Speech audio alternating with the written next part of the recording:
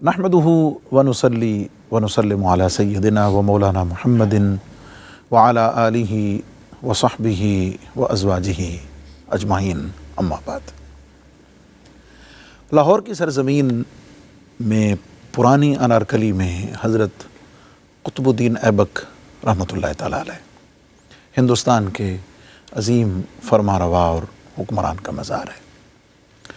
تھوڑا سا آگے چلے جائیں تو شاہدرہ میں جہانگیر کا مقبرہ ہے۔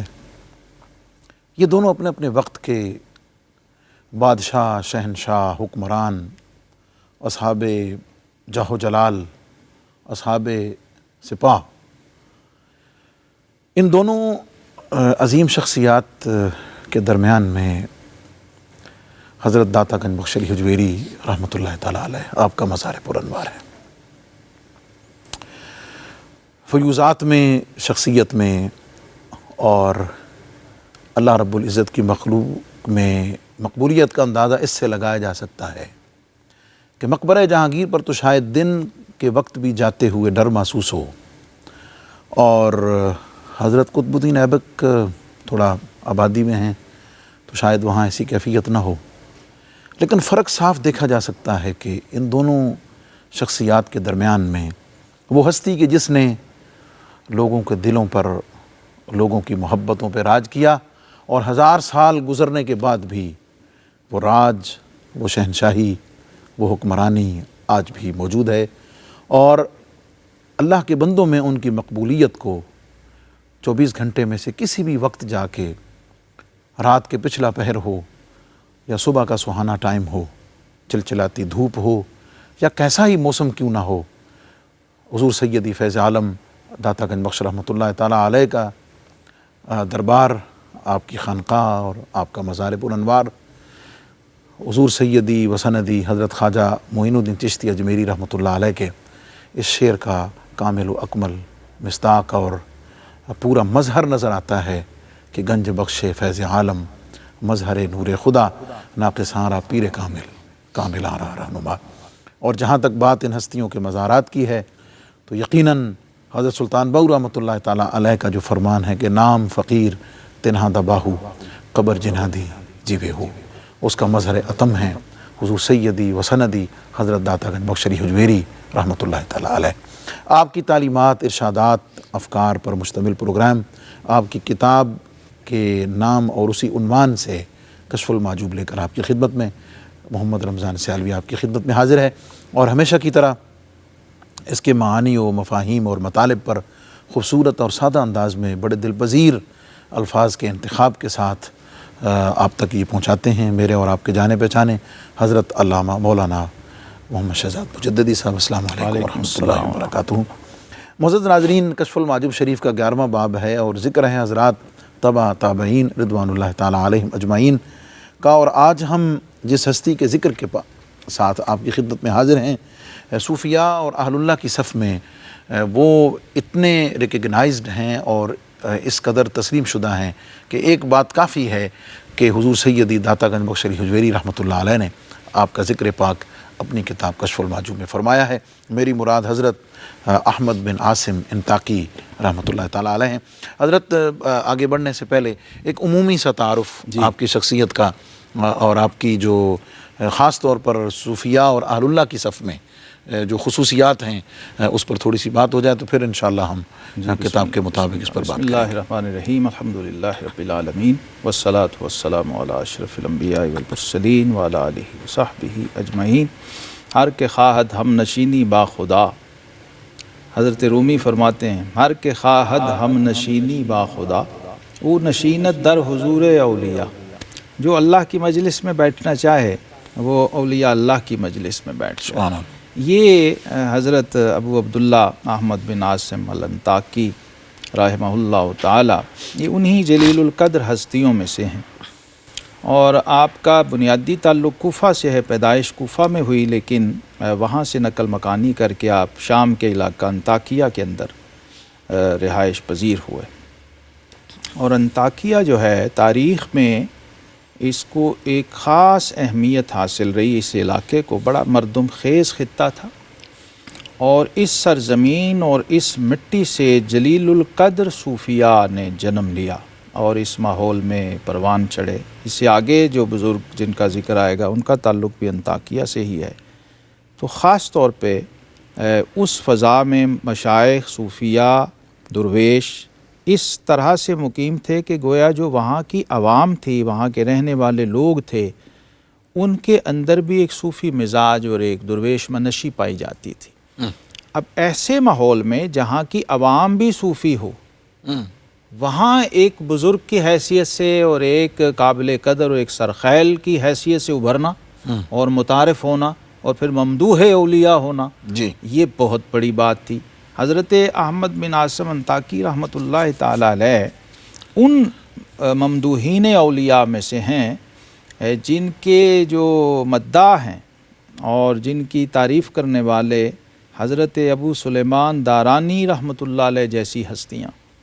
اور یہ جو صوفیاء میں ایک بڑا مشہور قول ہے نا کہ جب صوفیاء اور اہل حال کی مجلس میں بیٹھو تو اپنے دل کو سنبھالو اور اپنے دل کا پہرا دو۔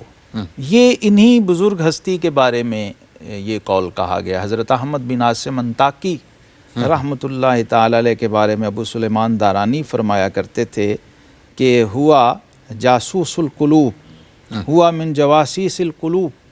یہ احمد بن عاصم انطاکی جو ہیں ان کی فراست باطنی اور کشف روحانی اس درجے کا تھا کہ عوام تو عوام، یہ جو اس پائے کی ہستیاں تھیں ان کے مصاحبین اور مجالسین میں، وہ بھی بڑی احتیاط سے ان کے پاس ساتھ بیٹھا کرتے تھے کہ یہ فوراً نشاندہی کر دیتے تھے۔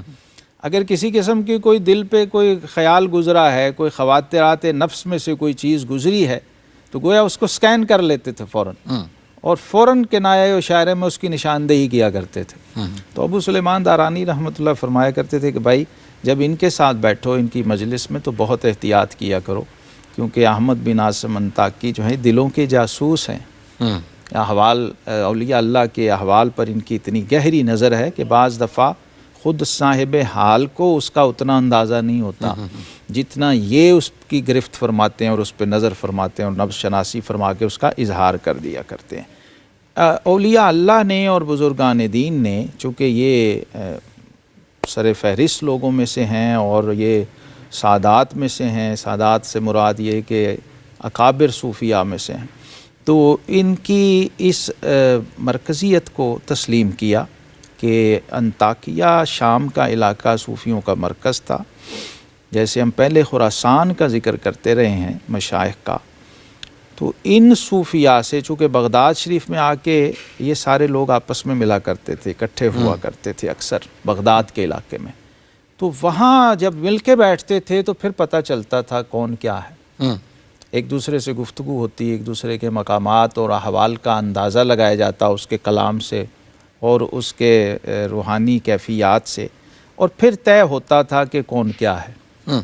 یہ نہیں تھا کہ کسی شیخ کے مریدوں نے اپنے شیخ کی تعریف کی یا اس کے القابات بیان کر دیے تو اس سے اس کا مقام طے ہوتا تھا، ایسا نہیں ہے۔ اور یہ ایک بہت بڑی کسوٹی ہے جو ہمیں کشف المحجوب شریف کے ذریعے جس کو سمجھنے کی ضرورت ہے کہ بزرگوں میں معیار یہ رہا ہے یا تو اس سے سینئر لوگ جو اس سے بڑے ہیں وہ اعتراف کریں اس کے کمالات و عظمت کا، یا پھر جو اس کی صف کے معاصرین جو کنٹمپریریز جو ہیں اولیاء صوفیاء وہ کہیں کہ یہ شخص جو ہے صاحب کمال ہے، وہ اس کی تعریف کریں اور وہ اس کی مدح۔ اچھا، اس میں ایک عجیب کمال یہ ہمیں نظر آتا ہے کہ یہ جو اکابر صوفیاء تھے کسی کے کمال کے اعتراف میں بالکل بخل نہیں کرتے تھے۔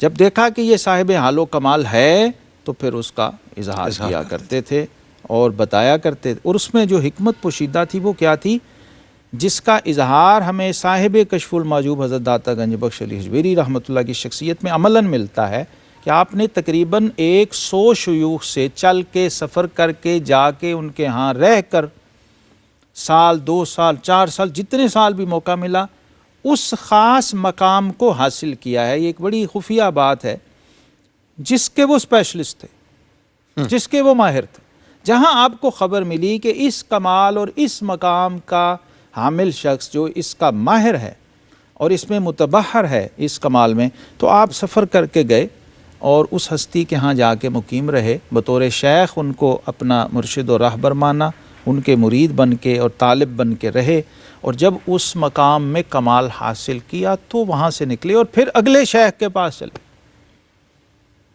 یہ روایت حضور داتا گنج بخش علی حجویری رحمۃ اللہ تعالی علیہ کے بعد پھر بہت ہی نایاب ہو گئی، بہت ہی کامیاب ہو گئی، لیکن ان سے اوپر یہ بہت تھا۔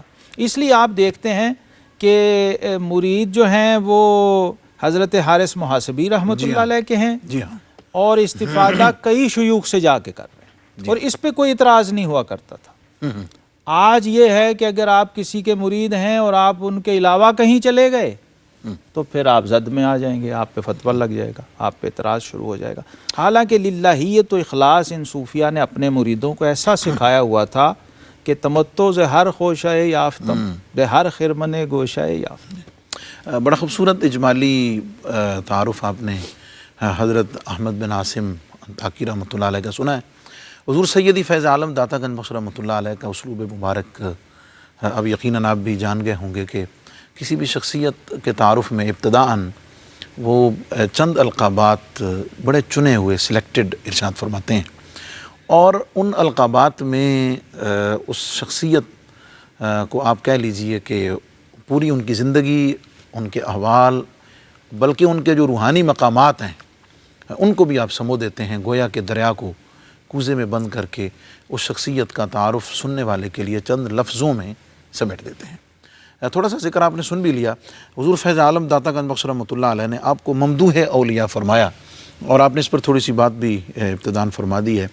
میں اس پر تھوڑی سی گفتگو آپ سے چاہوں گا کہ معاصر یعنی جو ان کے زمانے کے لوگ ہیں، کسی بھی زمانے کے لوگ، تو عام طور پر، اور آج کے دور میں تو یہ بیماری بہت عام ہے کہ وہ دوسرے کو کبھی بھی ایکسیپٹ کرنے کے لیے تیار نہیں ہے۔ جی ہاں، اور ممدوح اولیاء کا مطلب یہ ہے کہ آپ کے دور میں جو اس فن کے لوگ تھے، آپ نے نہ صرف یہ کہ آپ کو انہوں نے تسلیم ہی نہیں کیا بلکہ ان کی تعریف کی، بے شک، اور ان کے ان خوبیوں کو تسلیم بھی کیا، اور بلکہ استفادہ بھی بے جیسا شک ملتا ہے۔ دیکھیے مفتی صاحب، جب تک آپ کسی کے کمال کو مانتے نہیں ہیں نا، آپ اس سے استفادہ نہیں کر سکتے۔ یہ ایک ایسا حجاب ہے، ایک ایسی دیوار ہے جو آپ نے خود اپنے آگے کھڑی کر لی ہے۔ حضرت خواجہ بہاؤالدین زکریا ملتانی رحمۃ اللہ تعالی علیہ کا قول میرا جی چاہتا ہے کہ میں ہر مسجد و خانقاہ میں جلی حروف میں لکھوا دوں۔ آپ فرمایا کرتے تھے کہ سوئے ہوئے شیر سے جاگتی ہوئی بلی بہتر ہوتی ہے۔ یعنی زندہ لوگوں کی قدر کا احساس دلایا اس بزرگ نے ہمیں، کہ آپ سمجھتے ہیں کہ جو قبروں میں چلے گئے بس وہی بزرگ ہے، یا یہ جو بزرگ آپ کے ساتھ پھر رہا ہے جب تک یہ قبر میں نہیں جائے گا آپ اس کو ولی نہیں مانیں گے؟ حضرت بڑی فکر انگیز اور بڑی توجہ طلب بات ہر طبقے کے لوگوں کے لیے حضرت نے ارشاد فرمائی ہے، اور بڑی معنی خیز بھی ہے، اور اس پر غور کرنے کی ضرورت بھی ہے۔ اس پر بات بہت ضروری ہے، اس پوائنٹ کو سمجھنا بھی ضروری ہے، لیکن وقت ہوا ایک مختصر سے وقفے کا، واپس آتے ہیں اور یہیں سے انشاءاللہ العزیز ہم اپنی بات کو سٹارٹ کرتے ہیں۔ ویلکم بیک معزز ناظرین، پروگرام کشف المحجوب اور ذکر ہے حضرت امام احمد بن عاصم انطاکی رحمۃ اللہ علیہ کا، اور ممدوح اولیاء کہ آپ کے زمانے کے جو اولیاء ہیں انہوں نے نہ صرف یہ کہ آپ کی عظمت، مقام اور شان کو تسلیم کیا ہے بلکہ آپ کی تعریف کی ہے اور آپ کی شان کو بیان کیا ہے۔ اس کے ضمن میں حضرت بہاؤالدین زکریا ملتانی رحمۃ اللہ علیہ کا جو فرمان آپ نے فرمایا، جی ہاں، ہمارے بزرگوں کی ہم کہاں کھڑے ہیں؟ خواجہ بہاؤالدین، چلو ان کا ہی ذکر آ گیا، حضرت خواجہ بہاؤالدین زکریا ملتانی رحمۃ خود غوث وقت ہیں۔ جی ہاں، اچھا، خود غوث وقت ہیں، اپنے مریدوں کے حلقے میں بیٹھے ہوئے ہیں اور حضور غوث پاک کی شان سنا رہے ہیں، عظمت بیان کر رہے ہیں، اور کس طرح سنا رہے ہیں؟ اس بات پہ فخر کر رہے ہیں ان کا ایک قول سنا کے کہ حضور غوث پاک شیخ عبدالقادر جیلانی رضی اللہ عنہ نے فرمایا کہ جس نے مجھے دیکھا یا میرے دیکھنے والے کو دیکھا وہ جنت میں میرے ساتھ جائے گا۔ سبحان اللہ۔ یہ قول آپ سنا کے حضرت بہاؤالدین زکریا رحمۃ اللہ علیہ اس پر اظہار تحدیث نعمت فرما رہے ہیں کہ بھائی ہم نے حضور غوث پاک کو تو نہیں دیکھا لیکن وہ آنکھیں دیکھی ہیں جنہوں نے غوث پاک کو واہ واہ واہ، حضرت شیخ شہاب الدین سہروردی رحمۃ جو آپ کے شیخ، جی آپ کے، تو یہ روایت رہی ہے صوفیہ میں۔ یہاں سے ہمیں ایک اور میسج مل رہا ہے، آپ اکثر دیکھتے ہیں جس بزرگ کا بھی ذکر آ رہا ہے، انہوں نے فلاں بزرگ کو دیکھا، انہوں نے فلاں بزرگ کی صحبت پائی، یہ فلاں، اچھا یہ ایک میرٹ ہے، یہ کوالیفیکیشن ہے تصوف میں. آپ نے جتنے زیادہ بزرگ دیکھے ہوں گے، جتنے زیادہ بزرگوں کی صحبت پائی ہوگی، اتنے آپ صاحب کمال ہوں. کیونکہ بزرگ دو طرح کے ہیں، پہلے بھی ہم نے اشارتاً ذکر کیا. ایک وہ ہیں جن کا فیض اپنی ذات تک محدود ہے، اور ایک وہ ہیں جن کا فیض متعدی ہے، انہیں عکاسی ہے. ایک وہ ہیں کہ آپ گئے وہاں لنگر کھایا، برکت لی، دعا لی اور آ گئے. اور ایک وہ ہیں جن کی آپ رینج میں گئے تو وہ انوار و تجلیات بھی و فض و برکات آپ کے وجود میں منتقل ہونا شروع ہو. وہ فیض متعدد، آپ ان کے مرید ہوں یا نہ. تو یہ کوالیفیکیشن شمار ہوتی ہے صوفیہ کرام میں کہ آپ نے کتنے اہل کمال کو صرف دیکھا. مفتی صاحب جب یہ چیز مجھ پہ کھلی تھی پہلی بار تو میں نے اللہ تعالیٰ سے دعا کی. میں کہ یا اللہ مجھے کوئی ایسے بزرگ دکھا، ملا دے جنہوں نے اعلیٰ حضرت امام احمد رضا فاضل بریلوی رحمۃ اللہ کو ڈائریکٹ دیکھا ہو یا ان کے مرید ہوں. مجھے دو بزرگ الحمدللہ میں نے ان کی پہلے زیارت کی.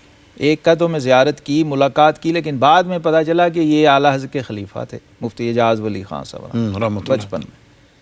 تو بعد میں حافظ عبد الجبار صاحب رحمۃ اللہ، جن کی عمر 107 سال تھی، اعلیٰ حضرت کے ساتھ انہوں نے 2 حج بھی کیے تھے. ان کے والد صاحب تھے بھی بریلی شریف کے، وہ کراچی میں تھے، تو یہاں لاہور میں آئے اور اسی میری دعا کی شاید برکت تھی کہ ایک محفل میں میری ملاقات ہو. حضرت میاں شیر محمد شرک پوری رحمۃ اللہ تعالی سے ڈائریکٹ جو لوگ مرید اور جنہوں نے دیکھا، ان کے کو دیکھنے کی، ان سے ملنے کی اور مصافحہ کرنے کی ہمیں سعادت ہوئی. پیر جماعت علی شاہ صاحب رحمۃ اللہ تعالی علیہ، حضرت محدث اعظم کچھوچوی رحمۃ اللہ تعالی، ان سے ملنے والوں، دیکھنے والوں کی ہمیں زیارت ہوئی. اور مجھے یہ احساس اس کشف المحجوب شریف کی برکت سے کھلا، یہ شعور کہ ان بزرگوں سے ایک واسطے سے مل لینا بھی بہت بڑی سعادت اور اعزاز ہے. کیونکہ صحابیت، تابعیت اور تبع تابعیت وہ اسی سلسلے کی کڑیاں ہیں. آج ہمیں یہ سمجھنا ہے اس بات کو کہ اگر ہمارے درمیان ایسے اہل خیر موجود ہوں تو ہم انہیں صرف دیکھ ہی لیں، ایک بار ان سے مل ہی لیں اور ایک بار ان سے مصافحہ کر لیں تو ہم اس سلسلہ تو ذہب کی اس کڑی کا حصہ بنتے ہیں. ان بزرگوں میں یہ شعور بہت تھا، کیونکہ یہ جانتے تھے کہ بارگاہ رسالت مآب صلی اللہ تعالی علیہ وسلم کے کمالات کا تنوع ایسا ہے کہ ہم سارے بھی مل کر اکٹھے ہو جائیں تو اس سمندر کا ایک قطرہ بھی ہمارے لیے بحر ذخار ہے اور بحر بے کنار ہے. لہٰذا جتنے سورسز اور ذرائع ان کو میسر آئے، انہوں نے کوشش کی سارے اویل کیے جائیں. حضور فیض عالم داتا گنج بخش رحمۃ اللہ تعالیٰ علیہ نے آپ کو ممدوح اولیاء کے ساتھ قدوہ اہل رضا، سبحان اللہ سبحان اللہ، یہ جو مقام رضا ہے جی، اور جو آپ کہہ لیں کہ جو فائزین ہیں اس مقام پر، مقام رضا پر جو فائزین ہیں، پھر ان کے لیے قدوہ. سبحان اللہ. یہ مقام رضا جو ہے مفتی صاحب آخری مقام ہے مقامات عشرہ میں جی جو تصوف کے ہیں، اس میں آخری مقام ہے. اور اس آخری مقام میں قدوہ ہونا یعنی ان منتہیوں میں جا کے پھر کمال انتہا پر پہنچنا اور ان کا یہ تسلیم کرنا کہ یہ شخص مقام رضا پر فائز ہے، اور مقام رضا میں بھی اس کمال پہ فائز ہے کہ جو اہل رضا ہیں وہ ان سے سیکھیں کہ خود رضا کے تقاضے کے ہیں. اچھا، ان کی عمر مبارک بھی داتا صاحب نے بیان کی. جی ہاں، آپ آگے چل کے دراز عمر آپ نے پائی. جی، آپ نے دراز عمر 100 سال عمر ہے آپ کی. جی، 140 ہجری ولادت ہے اور 239 ہجری وصال ہے. اب یہ پورا 100 سال بنتا ہے، 1 صدی. یہ بھی سمجھنے کی بات ہے کہ جس بزرگ ہستی کو زندگی 1 صدی ملی، حضرت شاہ فضل الرحمان گنج مراد آبادی رحمۃ اللہ، پیر جماعت علی شاہ صاحب، ایک صدی ان ہستیوں نے پائی.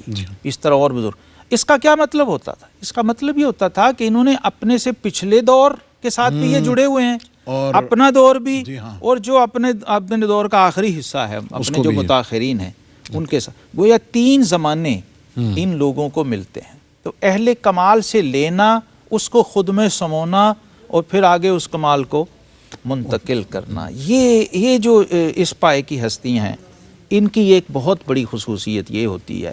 لہذا مقام رضا کے حوالے سے آپ کی جو اپروچ ہے اس پر میں ایک بات صرف کرتا ہوں. جی، حضرت امام سلمی رحمہ اللہ آپ فرماتے ہیں کہ آپ کی یہ اپروچ، آپ فرمایا کرتے تھے کہ انفع التواضع ما نفع عن الکبر، مفید ترین عاجزی وہ ہے جو تم میں سے تکبر کو مٹا دے اور ختم کر دے. وَأَمَاتَ مِنْكَ الْغَضَبَ، اور جو غصہ ہے، جو غضب کی کیفیت ہے، وہ تمہارے اندر مر جائے، ختم ہو جائے. اور نافع ترین اخلاص کیا ہے؟ انفع الاخلاص ما نفع عنک الریا، جو تمہارے اندر سے ریا کو ختم کر دے، والتزین والتصنع، ریاکاری کو، دکھاوے کو، بناوٹ کو ختم کر دے. پھر جو کول داتا صاحب لائے ہیں وہ بھی اسی تسلسل میں، انفع الفقر ما کنت به متجملا وبه راضیا، یہ ہے رضا کی طرف جو اشارہ کیا اس قول کے اندر، کہ بہترین فقر وہ ہے جو تمہیں زینت دے. یہاں فقر کا الٹ تصور ہے نا. جی ہاں. فقر کا الٹ تصور یہ ہے کہ آپ دیکھنے میں ایسے لگیں کہ شاید بہت ہی کوئی بری چیز ہے فقر. ایسا نہیں ہے. جی ہاں.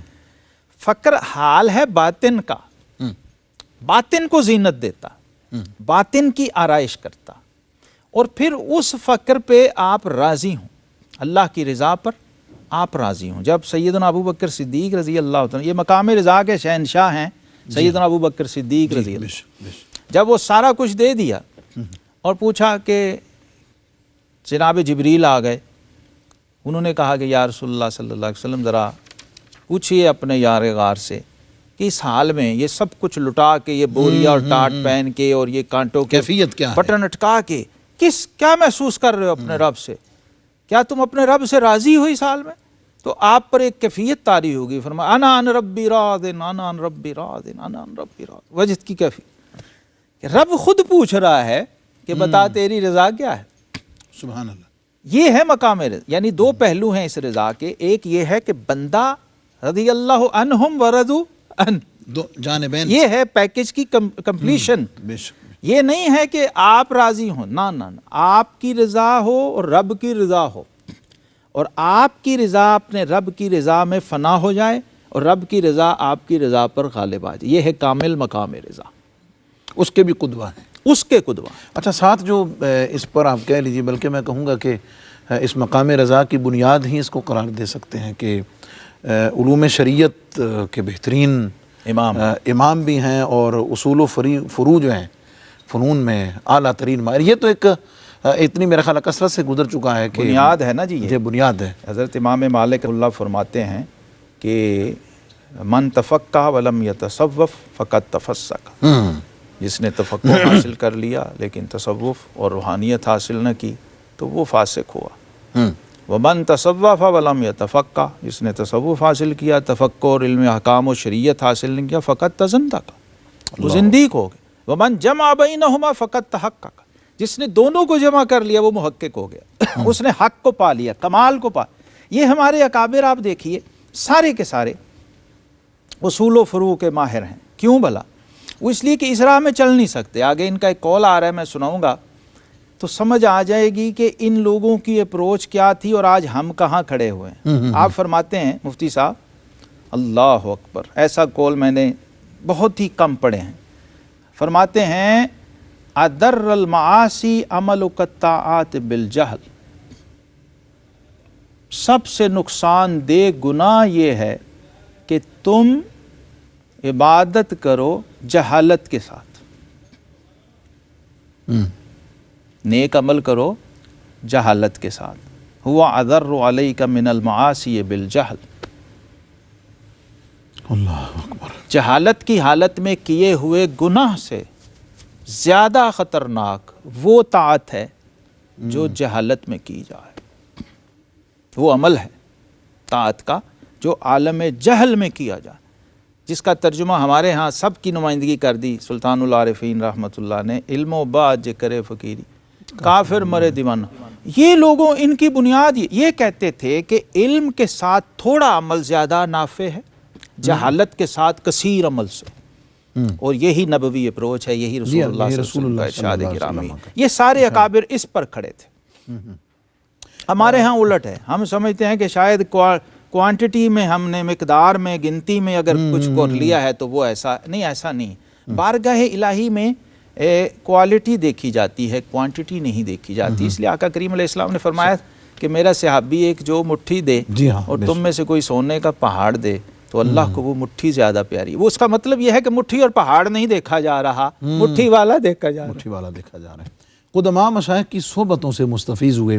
میں اس کے ضمن میں یہ ضروری چاہوں گا کہ بات ہو جائے کہ یہ جو مجلس اور صحبت کو اختیار کرنا ہے, جا کے ان کی مجلس میں بیٹھنا ہے اور جا کے خود اکتساب فیض کرنا ہے. بے شک تصوف میں بہت اہم تصوف میں کس حد تک, کیونکہ آج کل یہ بھی مفقود ہے, مفقود ہے اللہ ماشاءاللہ. اللہ ماشاءاللہ. مفتی صاحب بات یہ ہے کہ تصوف تو ہے ہی یہ کہ آپ اپنے آپ کو جا کے کسی شیخ کے حوالے کریں, سونپیں. سادہ سی میں مثال دیتا ہوں. مفتی صاحب آپ نے سوٹ سلوانا ہے, آپ بازار سے کپڑا خرید کے گھر ہی رکھ لیں, آپ پہن نہیں سکتے اس کو. یقیناً آپ کو اسے 1-2-4 دن کے لیے کسی ٹیلر کے پاس جمع کرانا پڑے گا اس کو. تو بھائی آپ نے ایک سوٹ سلوانے کے لیے بھی یہ کرنا پڑتا. آپ نے کوئی ہائر ایجوکیشن کرنی ہے تو آپ کو 2-4 سال جا کے گھر بار چھوڑ کے سب کہیں رہنا پڑتا ہے, کسی ہاسٹل میں رہنا ہو, ایک پروسیس ہے. یہ اولیاء اللہ, اور سب سے بڑی مثال حضور داتا گنج بخش علی حجویری رحمہ اللہ. غزنی میں پیدا ہوئے, دمشق شام میں جا کے تربیت حاصل کی, پورا عالم اسلام پھرا, پھر فائنلی ڈیوٹی لگتی ہے تو لاہور آتے ہیں. یہ اصول و ضابطہ ہے کہ تصوف معاف کیجیے محض کیلو کال نہیں ہے, محض رٹا نہیں ہے, محض کتابیں پڑھ لینا نہیں ہے, محض تسبیحات و اذکار و وظائف بھی نہیں ہے.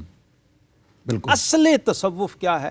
مولوی ہرگز نشد مولائرو تا غلام شمس تبریز نشد.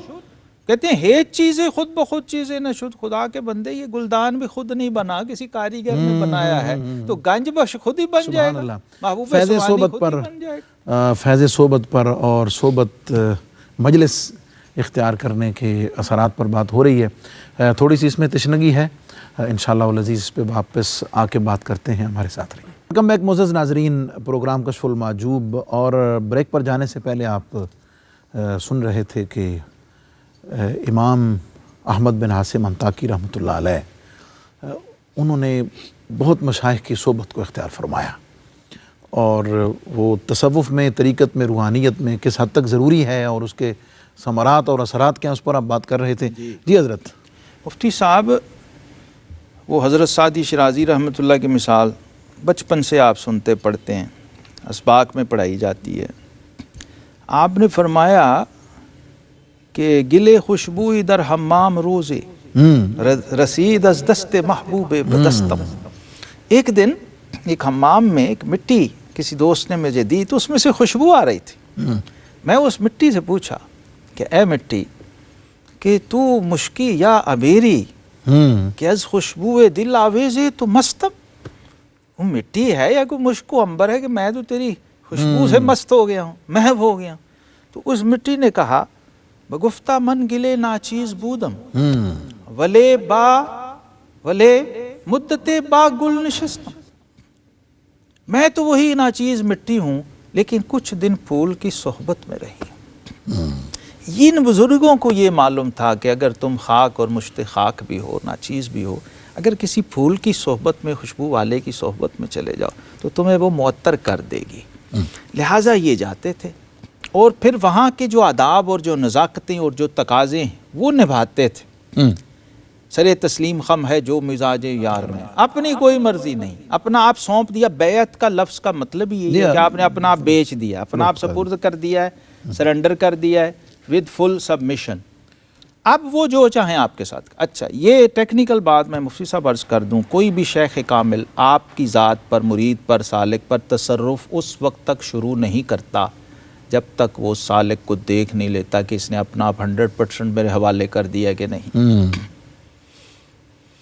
جب آپ سونپتے ہیں پھر اس کا فیض اور تصرف کام شروع کرتا. حضرت رومی رحمۃ اللہ تعالی فرماتے ہیں کہ ہر کجا پستی استاباں جا رہا, پانی پھینک دو نا تو ہمیشہ ادھر جائے گا جدھر ڈھلان ہے, خود بخود. تو فیض, شیخ کا فیض بھی ہمیشہ اسی پستی کی کیفیت کی طرف جا رہا ہوتا ہے, جہاں طلب ہو, جہاں جھکاؤ ہو, جہاں نرمی ہو, وہ فیض خود بخود وہاں پہنچ رہا ہے, پھر وہ اپنے نتائج و ثمرات دکھاتا ہے. اس پر انشاءاللہ تفصیلی بات ہو سکتی ہے کہ آداب مجلس کیا ہیں, آداب صحبت کیا ہیں, اور خاص طور پر کسی ولی کامل کی مجلس اور محفل میں جائیں تو کن کن چیزوں کا لحاظ رکھنا ضروری ہے۔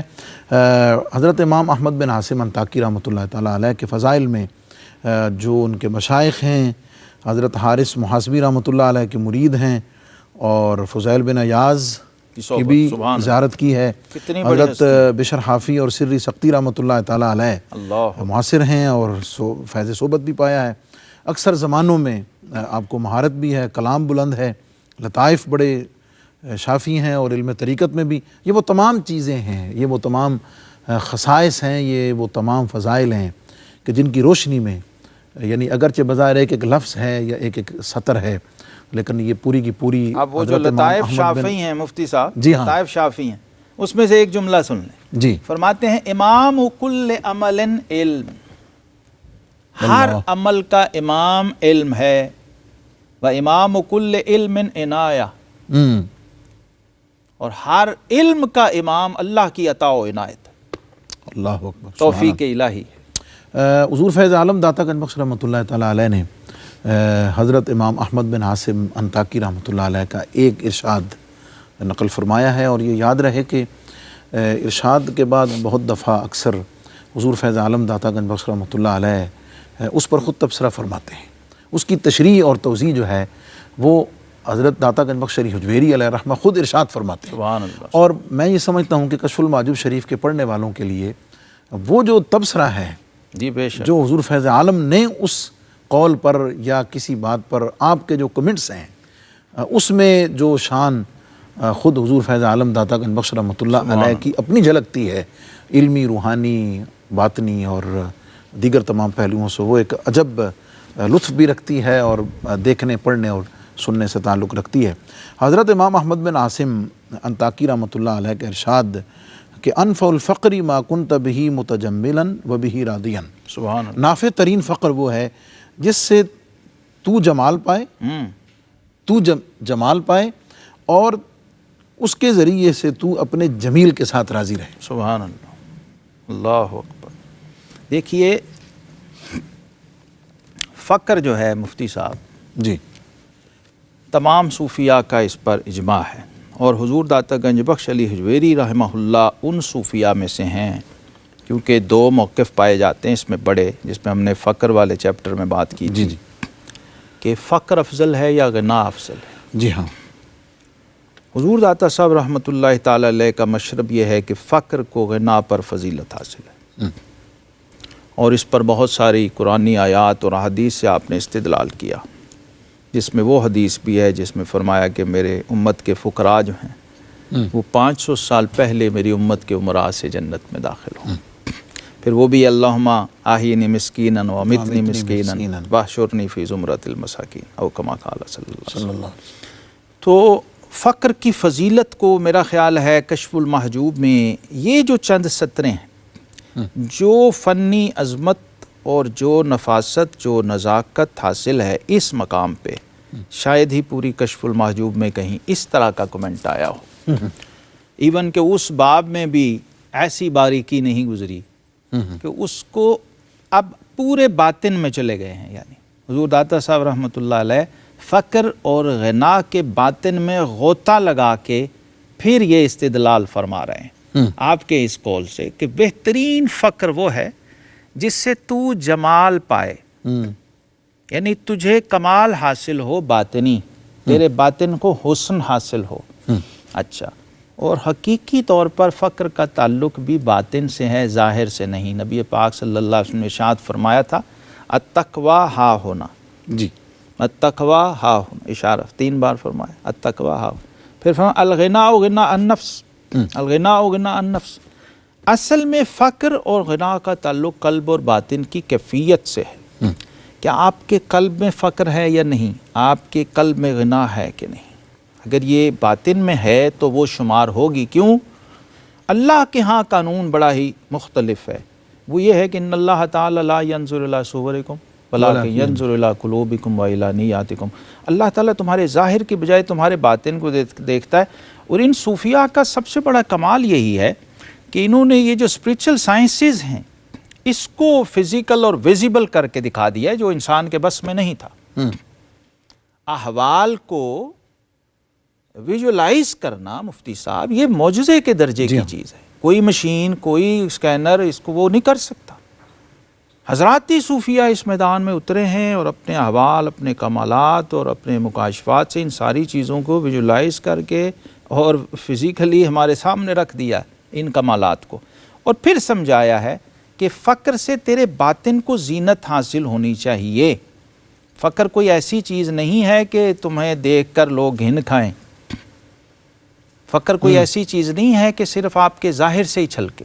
حقیقت میں فقر یہ ہے کہ وہ آپ کے باطن میں اس طرح کا سمایا ہوا ہو کہ بعض ایسے بزرگوں کی مثالیں بھی موجود ہیں جس میں حضور غوث پاک ہیں، حضرت خواجہ بہاؤالدین زکریا ملتانی رحمۃ اللہ تعالی علیہ. ظاہر جبہ بڑا شاندار اور قیمتی تھا، لیکن اندر فقر کا یہ عالم تھا کہ اسی جبے کے نیچے وہی چبھنے والا ٹاٹ پہنا ہوا. ایک شخص آیا کہنے لگا حضور آپ تو کہتے میں فقیر ہوں، جبہ آپ نے بادشاہوں والا پہنا. تو اس کی انگلی پکڑ کے نا آپ نے اندر کی طرف رگڑی، وہ زخمی ہو گئی. اس کو فرمانے لگے یہ تم جیسوں کے لیے ہے، وہ میرے رب کے لیے ہے. وَبِهِ رَاضِيًا، وَبِهِ رَاضِيًا، اس کا کمال اور منتہا. اس پہ رضا دیکھیے، وہی جو سیدنا صدیق اکبر رضی اللہ تعالیٰ عنہ والی کیفیت ہے کہ رضیت باللہ ربا وبالاسلام دینا وبی محمد صلی اللہ علیہ وسلم رسولا و نبیہ. یہ ہر چیز سے زیادہ رضا کس میں پاتے ہیں کہ میرا دل میرے رب کے ساتھ مطمئن ہے کہ نہیں ہے. بس ظاہری پیمانے کوئی نہیں. وہ دکان کو آگ لگ گئی، اچھا جی اب فطری بات ہے، بشری بات ہے. سری سکتی رحمۃ اللہ تعالی علیہ کہا کہ وہ جی سب جل گئیں دکانیں، اچھا الحمدللہ. پھر وہ آئے کہنے لگے سب جل گئیں آپ کی بچ گئیں، اچھا الحمدللہ. لو جی نقصان پہ بھی الحمدللہ، فائدے پہ بھی. انہوں نے کہا نہ میں نے اس جلنے پہ کہا نہ بچنے پہ. کہا جی کس پہ کہا؟ فرمایا میں تو اپنے دل کی کیفیت کو دیکھ رہا تھا کہ یہ کہیں اس قلق اور افسوس میں مبتلا تو نہیں ہوا. نہیں ہوا تھا تو میں نے اس پہ شکر کیا، اور جب تم نے کہا جی تو آپ کی بچ گئی تو میں نے کہا کہیں اس بات پہ نہیں خوش ہو گیا کہ شکر ہے میری بچ گئی باقی سب کی جل گئی. تو وہاں بھی دیکھا کہ نہیں، وہ تو اپنے رب سے مشغول تھا، اس کی رضا پہ راضی. اس قول کی تشریح میں حضور فیض عالم داتا گنج بخش رحمۃ اللہ تعالیٰ علیہ نے جو قیمتی الفاظ عطا فرمائے ہیں اس میں مخلوقات کے جمال پر اور فقیر کے جمال پر بات کی ہے. اور فقر جو ہے وہ فقدان سبب کا نام ہے، غنا وجود سبب کا نام ہے. جی یہی سمجھنے والا نقطہ ہے، بہت باریک. اور فقیر جو ہے وہ بلا سبب حق کے ساتھ ہے. جی جہاں سبب ہے وہاں وجود خودی ہے. جی اور یہی وجہ ہے کہ سبب محل حجاب ہے اور ترک سبب محل کشف و جمال دو جہاں ہے. جی یہ سمجھایا اصل میں کہ سبب اور بے سببی اس میں کیا فرق ہے. اچھا اس کے آخری جو لفظ ہیں ظاہر ہے بالکل ٹائم گوئنگ ٹو اینڈ، کہ یہ جو بیان ہے یہ فضیلت فقر میں واضح ہے. سخت و غضب میں تمام حجاب ہے. اور یہ بیان فضیلت، یہ آپ نے سند آخری دلیل دی ہے کہ ہم فقر کو فضیلت کیوں دیتے ہیں کہ نا پر، کیونکہ سبب جو ہے بیچ میں سے اٹھ گیا، صرف مسبب رہ گیا. تو ہم یہی چاہتے ہیں کہ لا الہ الا اللہ، لا موجودہ الا اللہ، لا مطلوبہ الا اللہ، لا مقصودہ الا اللہ، لا معبودہ الا اللہ. ہم چاہتے ہیں یہ مکمل ہو جائے. اس کی تکمیل یہاں ہو رہی ہے کہ اے اللہ ہم تیرے اور اپنے درمیان کوئی سبب بھی نہیں چاہتے، تیری بندگی بلا سبب چاہتے ہیں. نہ جنت چاہتے ہیں، نہ دوزخ چاہتے ہیں، نہ کوئی انعام چاہتے ہیں، نہ کوئی دنیا کی مفادات چاہتے ہیں. تجھ سے محبت صرف تیری خاطر کرتے ہیں. تو وہ چونکہ اسباب جب تک اٹھیں گے نہیں، حجاب اٹھیں گے نہیں. جو ہی اسباب گئے حجاب بھی گئے، تو صرف مسبب رہ گیا. اصل مقصود یہ ہے کہ وہ سب ہو لیکن نہ ہو. کیسے کہ غیرز نگاہ اب کوئی حائل نہیں رہا. جو غالب نے کہا نا کہ واہ کر دیے ہیں شوق نے بندے نقاب حسن، غیرز نگاہ اب کوئی حائل نہیں رہا. سبب میں یہ اتنی باریکی میں گئے ہیں کہ محبوب تیرے مشاہدے میں ہماری آنکھ بھی کیوں حائل ہوتی ہے، ہمیں یہ بھی گوارا نہیں.